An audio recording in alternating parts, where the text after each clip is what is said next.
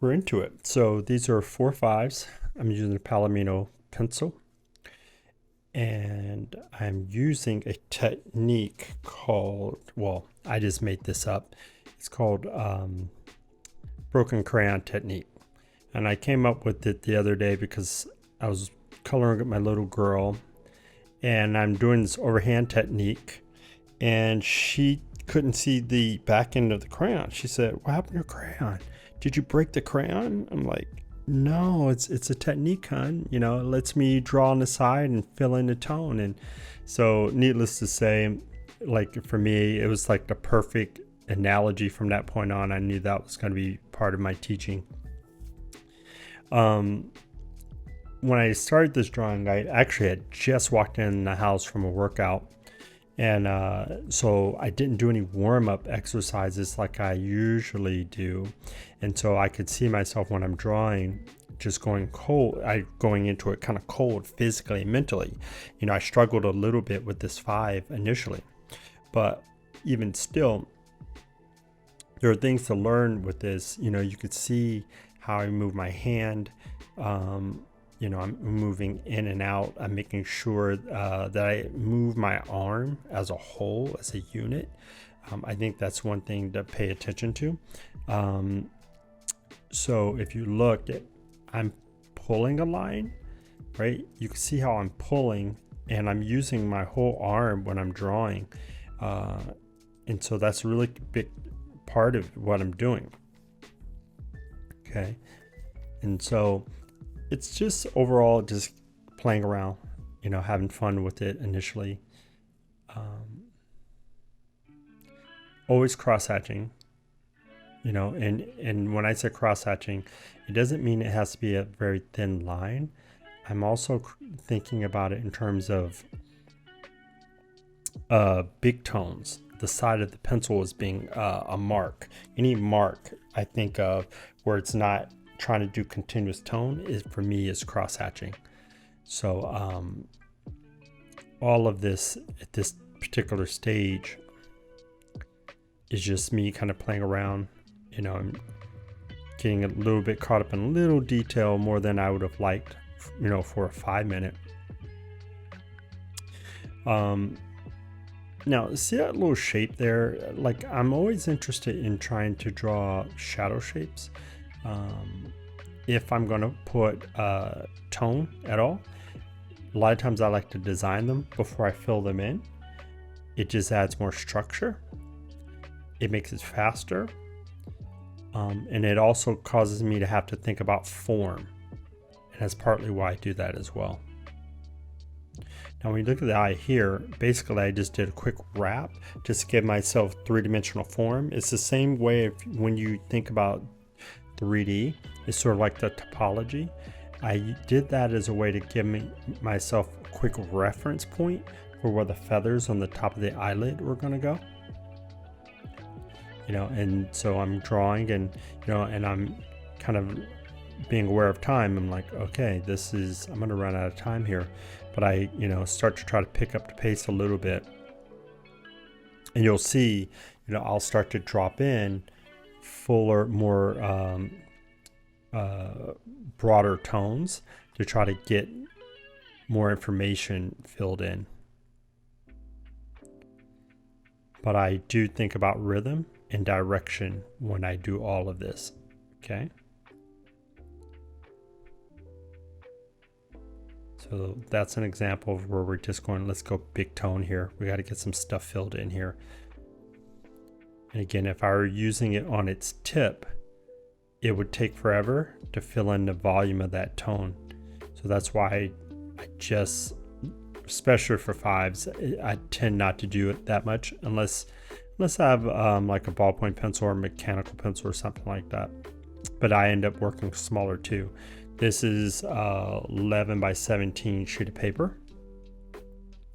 So again, it makes me work big and push and pull and why I like working big too, it's also the physicality of it.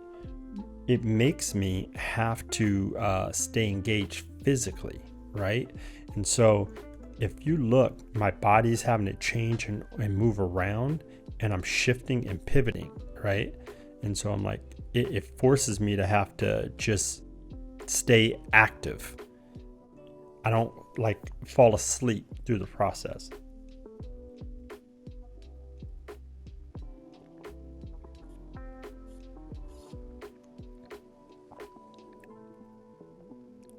Okay, so in this drawing, I'm doing a bird in flight. Form over form. I drew a center line. Probably should have had the center line on the head different than the body, but I just kind of went quickly, trying to think about the gesture. And when I say rhythm, is there an S curve there?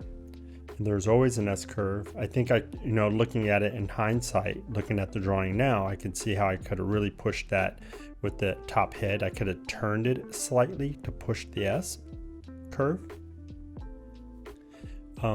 One thing you'll notice too, when I'm drawing way large like this off the edge of the page, when I'm drawing the wing here, I'm using the side of the tool and I'm trying to keep it soft to imply a blurred effect, versus me drawing, let's say, like a freeze frame of a photo. I was trying to avoid that look. I wanted to make sure we had a sense of action. And so that's why I kept it sort of a light tone and a soft tone without edges. And one thing to remember, you could put a sea of gray or tone someplace, and then if you go back and put a little bit of line on either edge of it, it'll always start to feel sharp, even if you didn't do anything. So you notice I just put a couple little lines around the edges of that wing, and it gives it structure when there is no structure. So now you can see I'm just giving a little contour to the head.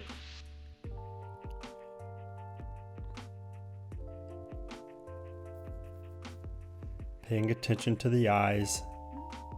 Flipping the tool over because it's such a tiny little space that's, it doesn't make sense to try to do the overhand technique for this. The overhand technique really works best when you're working really, really large, 18 by 24. 11 by 17, 13 by 19, 11 by 14. It starts to get a little more challenging. 8.5 by 11, you can do it, but I do it, and I've seen some of my colleagues do it as well. But if I do it that way, it's really more about impression most of the time. And I say most of the time because there is no hard, fast rule. When you're actually in the middle of drawing, the objective is to lose yourself and not be self-aware. Part of drawing, there is a real spiritual component to it, where what I mean by that is, they had that documentary on ESPN talking about Bruce Lee, Be Like Water. That's a good example.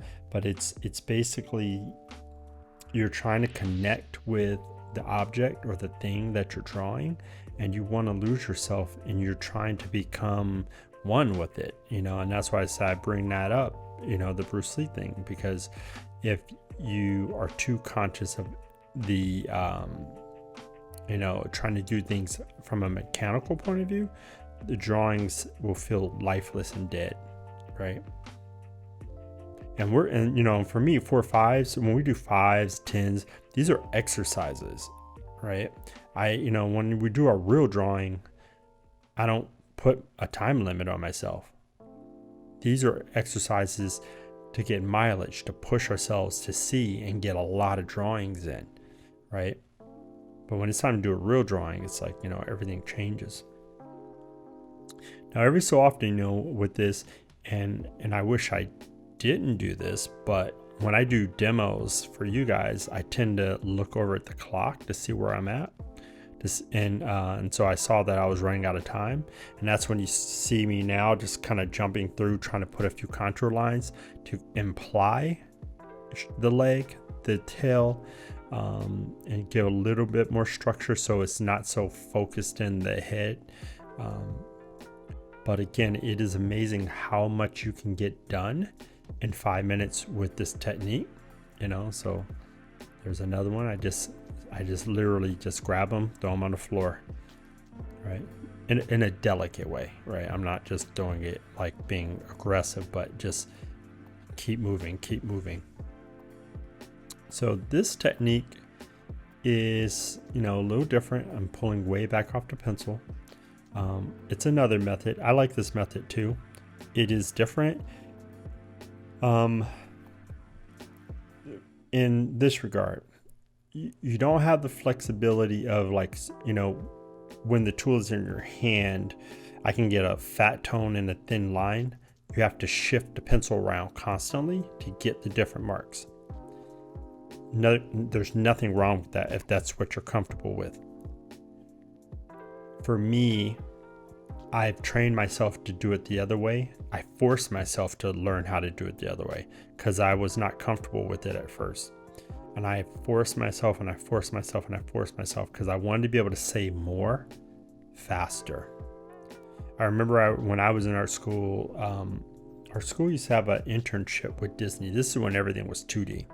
There was a guy who went down to, I think it was in Florida at that time. And he came back after one semester. And I'm going to tell you, when he left, he was good, right? When he came back, he was amazing. I was like, he was amazing. And, he was drawing overhand and doing all this stuff, and his because they did a lot of short poses. I mean, he could say so much. And I would draw the way you're seeing now. And I couldn't and I was considered like one of the good students. I couldn't even hold his pencil. He was so good. And so it taught me that not to be married to one thing and allow yourself to explore and open up and use different mediums and different techniques. But you ultimately have to be comfortable, right? The only reason I pushed myself to go that route was because there was a certain look and there was a certain thing that it was going to give me. I wouldn't have done that just for the sake of doing it, right? For example, just because other people, if someone jumped off a bridge, I wouldn't do that, right? If someone has a technique, whether it's, people on the internet or, some famous artists or whatnot, for me, I don't just copy every trend because it really doesn't matter. All that matters is your fundamentals and who you are and what it is that you're trying to say. And if you can communicate form, 3-dimension, right? If you could do that with a stick and mud, then that's your medium of choice, right? If you got to do it digital, you do it digital. Because ultimately, if it doesn't communicate, it's really irrelevant. Okay. But again, you can see I'm pulling lines. And again, usually this method, I like to have it on a 45-degree angle at least. And I'll do a couple demos demonstrating that. I used to have a really big drafting table, and I'm really sort of mad at myself for getting rid of it. I just really am upset with myself. It was about 8 years ago when I got rid of it. It was really nice. It was really big. It had a foot lever, so I can just throw it in any position really quick. It was really fantastic. But I had to downsize and move into a smaller place, and I was doing all digital at the time. And I was like, since I'm all digital, it doesn't really matter. I don't paint that much anymore, and that was kind of the justification of it. But it was so nice to work on. Now what I have is a little small wooden panel that I can throw up into a 3/4. I said 3/4, but 45-degree angle. It's really weird how my mind works. So I'm saying 3/4 to 40. Now here, I'm still cross-hatching around form. You can see I hit the beak up a little bit. You'll notice if you see those lines, I hit the line strategically to create focus. Eyes, mouth, top of the beak. areas that I just want you to hold on to. And then the rest of it, I allow it to stay light, especially if I know I'm not going to be able to get into it in these fives. And so that gives me clarity of the image, just those lines, right? Right. So on that one, I just flipped the page over and just started drawing. Just went into the next one. Now on this one, I definitely was trying to focus on starting a little slower, a little bit cleaner than the first few drawings, right? You can also see that now that I'm 15 minutes in, I'm starting to become more warm. My body's getting acclimated, especially drawing in this particular position. I haven't done this, probably in a couple weeks, really. And but it's like riding a bike. It just slowly comes back to you. Muscle memory is key, and the way you get the muscle memory is volume, high volume, and that's why we're doing so many drawings.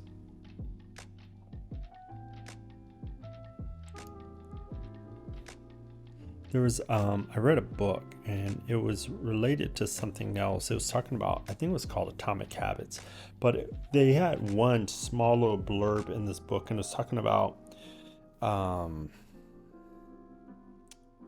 to create good habits and how habits can be influenced by the people around you, and and various things like that, and groups and different things like that. And they did something where they had a group of students who were drawing or doing art. I can't remember exactly what it was, but they had like 3 test groups. And they said to one group, they basically did a whole thing where they were judged by how many drawings they did, just high volume. And then they had another group where they said, you're going to be judged based on the quality of your drawing. You can only, if you want to just do one, but it has to be an amazing drawing. And so the people who had to do the amazing drawing, they spent all of their time thinking and pontificating on and analyzing and studying and researching versus actually drawing. So by the time they did their drawing, it was okay. Where the people who weren't getting they weren't getting judged by the quality, they just did a high volume. And because they did so many drawings, they were able to iterate and make changes and learn how to draw by doing versus by reading how to do it or watching somebody else only do it. That's why so much of this is partly you do want to see what people are doing a little bit, but there is a big component of it. You have to get your hand in it and do lots of it, lots of drawing. And so that was just, and I love that insight because, it's like, if you know that you're getting its volume, no one's going to be afraid to make mistakes. They're like, oh, let me just get as many as possible. And I really want you guys to just stay encouraged and keep that mindset. Just draw and have fun and learn and just try to explore. Now, if you look at this, again, I worked on the eye a little bit more. I don't draw eyes that deep, and this is not a detail eye. I can get very, very detailed actually, but I rarely do a lot of eye work anymore. I try to think about the overall unit of a head, whether it's an animal or a human being. I always try to think of it as a uniform piece versus getting too detailed in the eyes. Now, if I were, doing a portrait, then I would go a little bit more into it. But even with that, I know, when I was younger, that was sort of like my thing. I loved drawing every little, aspect of the iris and the pupil, and it's interesting that in these drawings, on a couple of them that I did that, partly I think there were bigger images, but the first one I was a lot looser. But you can see here, holding the pencil on the back end, I'm able to still get clean lines, and I can also get fat tone.